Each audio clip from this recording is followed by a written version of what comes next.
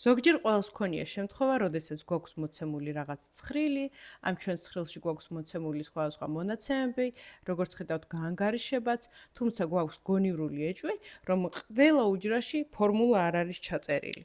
და იმისათვის, რომ გავიგოთ, რომელ უჯრაში წერია ფორმულა და რომელში არა, დაგვეხმარება ფორმულა სახელად ის ფორმულა.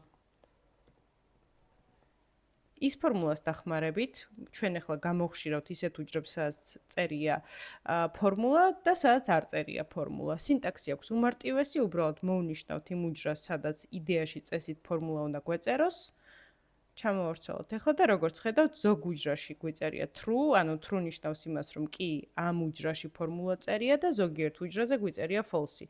ანუ შესაბამისად აქ არ არის ფორმულა ჩაწერილი.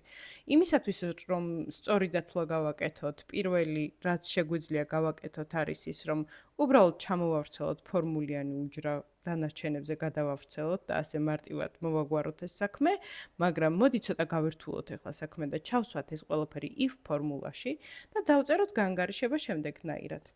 თუ აი ეს უჯრა უდრის true-ს, მაგ შემთხვევაში აიღოს მაგალითად აი ეს გროსი განაცემი, ხოლო თუ არ უდრის true-ს, მაგ შემთხვევაში ნეტი განაცემი გაყოს 0 და 9-ზე.